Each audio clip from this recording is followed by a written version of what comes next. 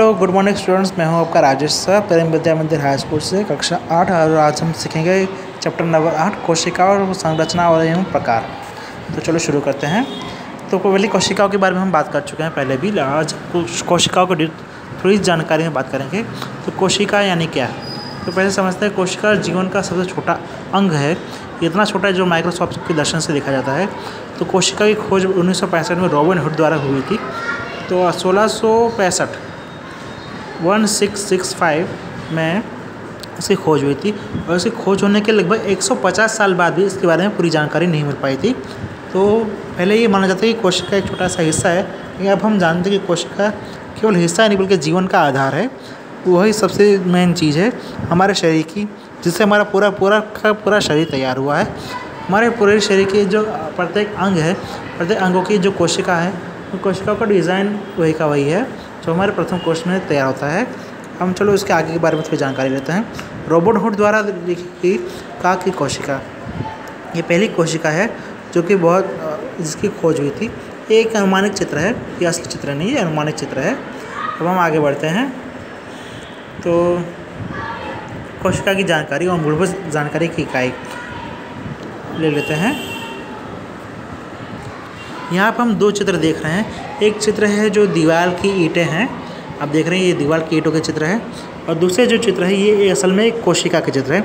ये प्याज की जो झिल्ली होती है, जिसको प्याज काटते हैं, प्याज के अंदर से झिल्ली निकलती है, तो प्याज की झिल्ली की तस्वीर है। ये तस्वीर को हम माइक्रोस्कोप में देख सकते हैं, सूक्ष्मदर्शी यंत्र में देखा गया है।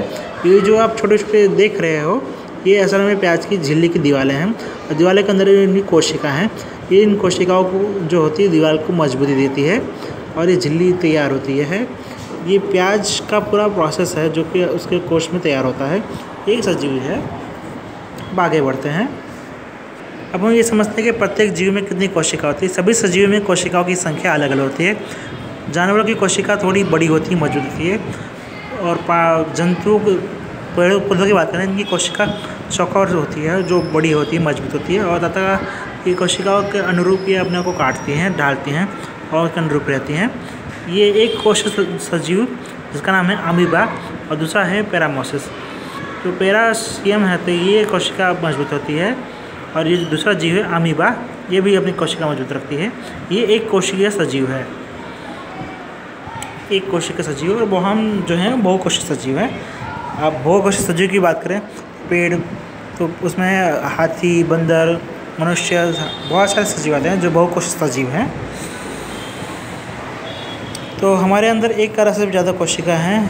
तो यहाँ पे लिखा हुआ है हमारे अंदर 1 अरब में 100 करोड़ होते हैं और हमारे अंदर 1 करोड़ 100 लाख कोशिका मौजूद होती हैं।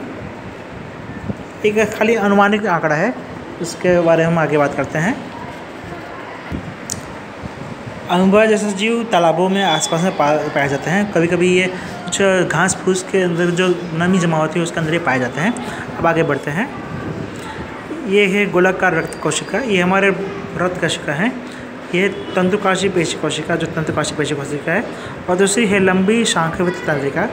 लंबी शांखवित तंत्रिका बहुत नदियों में आसपास तालाबों में पास पाई जाती है। यहाँ हम रक्त कोशिका की पहले बात कर लेते हैं। रक्त कोशिकाएँ जो होती हैं ये हमारे खून में होती हैं। खून को लाल रंग होने के कारण ही इनको रक्त कोशिका होती है। इनके अंदर हीमोग्लोबिन की मात्रा ज़्यादा होती है, ये हमारे ब्लड में होती है। तंतु कोशिका जो हमारे शरीर में तंतुओं का जाल फैला हुआ है, तंत्र रूपी कोशिका है, तंत्रीय कोशिका है। ये हमारी कोशिका को जोड़ देती है, ये हमारी कोशिकाओं को मजबूत करती हैं। अब आगे बढ़ते हैं। अब कोशिकाओं की साइज़ के बारे में बात कर लेते हैं। कोशिकाओं की साइज़ लगभग बहुत माइक्रोस्कोप में अगर इस माप की बात करें तो हम 1 मीटर पहले समझते हैं। 1 मीटर को हम 1 अरब में काटते हैं। 1 अरब यानी 100 करोड़ में काटते हैं। 1 मीटर को 100 करोड़ में काटेंगे तो 100 करोड़ में काटने के बाद जो मिलता है वो 0.0001 कोशिका जो माइक्रोमीटर है। तो माइक्रोमीटर में उसको माप देते हैं। यहाँ हम लिखा हुआ है एक छोटी कोशिका की साइज़ 0.1 से 0.5 माइक्रोमीटर होती है। तो ये एक अनुमानित आंकड़ा है।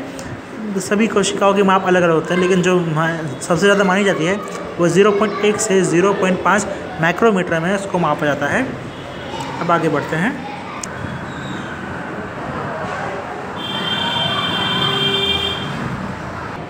यहाँ हम कोशिकाओं की झिल्लियों के बारे में बात कर लेते हैं।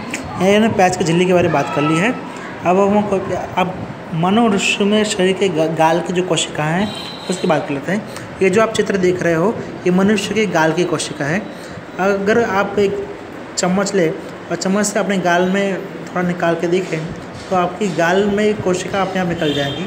बहुत से लोगों के मुंह में से ये लार के रूप में टपकते रहते हैं।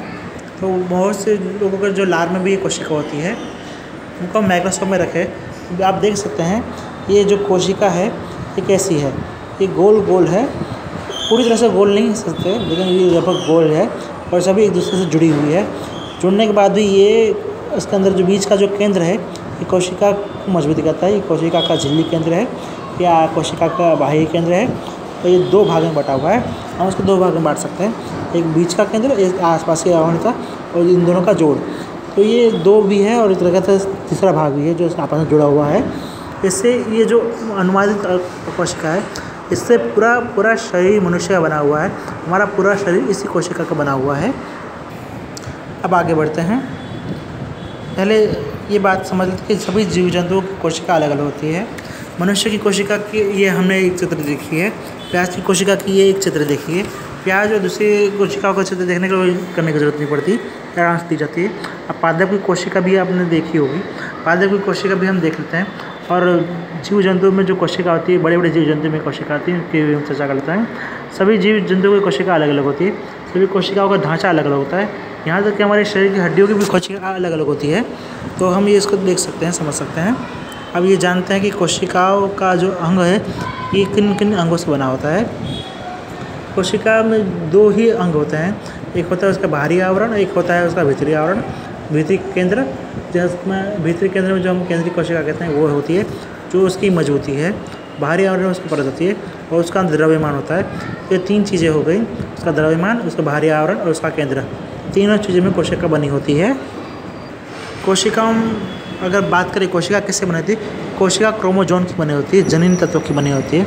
और जनिन तत्व किसके बने होते हैं, जनिन तत्व एसिड के बने होते हैं। तो अब देखा जाए तो पूरा शरीर एक तरह का जनिन तत्व द्वारा निर्मित होता है। हमारे मनुष्य शरीर में 46 तरह के जनिन तत्व होते हैं जो 23 जड़ों में होते हैं। तो उसके बारे में हम बाद में चर्चा करेंगे, लेकिन हम खाली आज समझते हैं कि कोशिका की मेन बातें क्या हैं। यहाँ हमने बात की थी प्राणी कोशिका और पादप कोशिका के बारे में। ये चित्र बना हुआ है झिल्ली का, ये है पादप कोशिका और ये है प्राणी कोशिका। हमने केंद्र और तीन चीज़ें जो हमने बात की है ये वही है, कोशिका का केंद्र, कोशिका के द्रव्यमान और कोशिका का बाहरी आवरण। ये तीन चीज़ें मौजूद होती है। पादप कोशिका में भी ये थे, कोशिका केंद्र, कोशिका का अंदर आवरण, कोशिका का बाहरी आवरण। ये तीन भाग होते हैं इसके। ये इसके रक्तरतिका है। रक्तरतिका, अमीबा भी अपने रक्तरतिका से भोजन करता है। तो आज के लिए इतना ही। आपका होमवर्क है, आप इस चैप्टर को पूरा पढ़ें, समझें और अपने होमवर्क में ये इसके कुछ चित्र हैं वो अपने नोटबुक में बनाएं।